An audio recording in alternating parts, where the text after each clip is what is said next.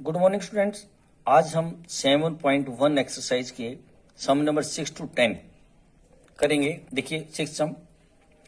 Name the type of quadrilateral formed if any by the following points and give reason for your answer. कि नीचे जो है कुछ coordinates दिए गए हैं, ये देखिए, इनकी सहायता से क्वाड्रिलेटरल आप ज्ञात कीजिए किस प्रकार की होगी। इससे पहले मैं आपको थोड़ा समझाना चाहूंगा। देखिए क्वाड्रिलेटरल बच्चों, एक क्वाड्रिलेटरल आयत जिसे हम हिंदी में बोलते हैं रेक्टेंगल कब होगी? जब हम वन अपोजिट साइड्स इक्वल होंगी, ध्यान कीजिए अपोजिट साइड्स इक्वल होंगी और साथ में डायनेगल जो होते हैं इसके वो भी इक्वल होंगे, तो ये रेक्टेंगल कहलाएगी।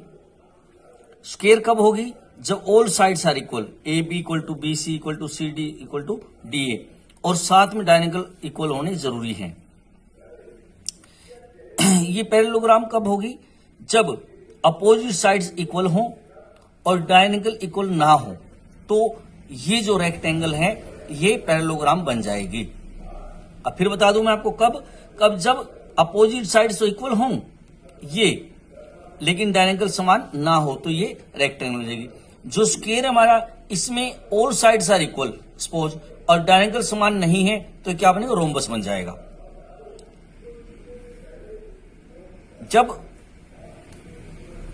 ट्रेपिज्म क्या होता है?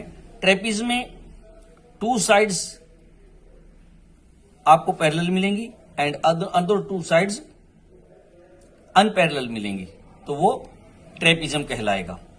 अब मैं आपको 7.2 में 6 सम का सेकंड पार्ट आपको करवा रहा हूं। कोऑर्डिनेट्स दिए हैं।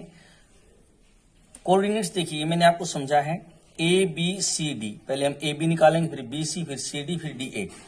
ठीक है, इसी प्रकार से हमने पहले ए बी निकाला डिस्टेंस फार्मूले से। नाउ बाय डिस्टेंस फॉर्मूला क्या है? x2 minus x1 whole square plus y2 minus y1 whole square और टोटल का स्क्वायर रूट। इससे हमने x2, देखिए ए बी निकाल रहे हैं, थोड़ा एक समझाऊंगा हमको। 7 माइनस 4 होल स्क्वायर और 6 माइनस 5 होल स्क्वायर, बाद वाले का साइन हमेशा चेंज होता है। 7 माइनस 4 ये आ गया 3, 6 माइनस 5 1 आ गया, 9 प्लस 1 10, और इसी प्रकार से हमने बी सी, सी डी और डी ए सबको निकाले। अब देखिए जो हमारे पास ये जो है इनकी वैल्यूज आ गई। अब लिखेंगे A B equal to C D, दोनों की value √10, B C equal to D A, ये √18। अपोजिट साइड्स आर इक्वल, जो अपोजिट साइड्स हैं वो इक्वल हैं। अब हम क्या है इसके डायनेगल ज्ञात करेंगे। ए सी हमने 2 निकाल लिया, डी बी जो है वो कितना आ गया? वो √52 आ गया। Diagonal are not equal, so A B C D से पैरेललोग्राम। अगर ये भी ध्यान कीजिए ए सी और डी बी भी इक्वल होते तो ये क्या बनता? ये रेक्टेंगल बन जाती।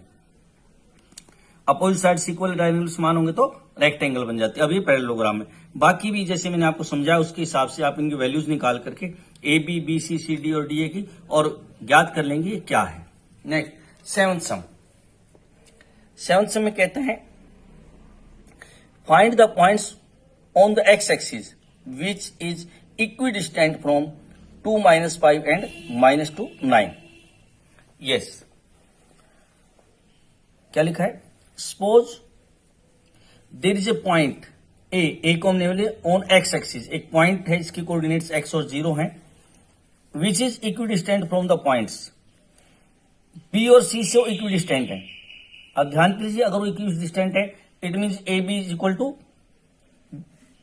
ए C, A B square is equal to A C square. ये स्क्वायर क्यों किया? ध्यान कीजिए स्टूडेंट्स, क्योंकि हमने जब ए बी फाइंड आउट करते हैं हमें स्क्वायर रूट लगाना होता है। अब यहां पर स्क्वायर करने से हमें स्क्वायर रूट जो है डिस्टेंस फार्मूले अप्लाई नहीं करना पड़ेगा। ए बी स्क्वायर देखिए ए बी ये था -2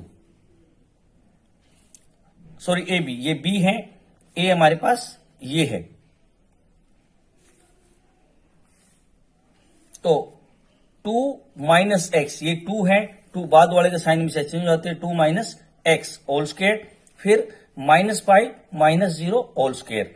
इसी प्रकार से ये ए सी की वैल्यू रखी और हमने इसको a minus b whole square के सूत्र से सिंप्लीफाई किया, a square plus b square -2ab, और फिर -5 का स्क्वायर 25 आ गया। ये भी -2 का स्क्वायर 4 दूसरे पद का वर्ग प्लस 2 गुना पहला पद गुना दूसरा पद 9 का स्क्वायर 81।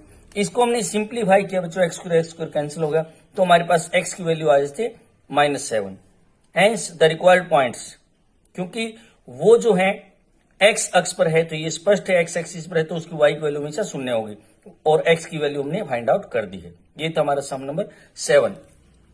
8th सम देखिए, इसमें कहता है find the value of y for which the distance between the points P के कोऑर्डिनेट्स दी हैं क्यू इज 10 यूनिट्स। अब इसने ध्यान कीजिए, इस सम के अंदर जो है डिस्टेंस पहले ही दे दिया है, P के कोऑर्डिनेट्स दिए हैं इसने, ये कोऑर्डिनेट्स क्यू के हैं, and P Q is equal to 10, ये ऑलरेडी दे दिया, तो हमने तो वही करना है। P Q square, P Q square क्यों किया, क्यों, ताकि हमें फार्मूले में अंडर स्क्वायर रूट ना लगाना पड़े, इक्वल 10 स्क्वायर। ये देखिए बच्चों, P क्यू 10 -2 होल स्क्वायर, फिर y + 3 होल स्क्वायर, बाद वाले का साइन हमेशा चेंज हो जाएगा, इक्वल टू 100, 10 का स्क्वायर 100 हो गया। a माइनस बी 10 - 2 8 हो गया। ये a + b होल स्क्वायर सूत्र से हमने सिंप्लीफाई किया। तो इस प्रकार से सिंप्लीफाई करने के बाद डियर स्टूडेंट्स, आपके पास ये इक्वेशन बन जाती है y² + 6y - 27 = 0। तो हमने इसको सिंप्लीफाई किया तो हमारे पास y की दो वैल्यू आ गई, -9 and 3। Hence the value of y is equal to 3 and -9। यही हमारा आंसर है। सम नंबर 9 आपको शो करना है। देखिए, इफ क्यू के जो कोऑर्डिनेट्स है 0 एंड 1 है, is equidistant from P 5 - 3 and R x 6, find the value of x, also find the distance QR and PR। Mean QR and PR ये भी आपको फाइंड आउट करने हैं। थोड़ा ध्यान देने होते, क्यू इज इक्विवेलेंट PR, तो वही करेंगे बच्चों अकॉर्डिंग टू क्वेश्चन।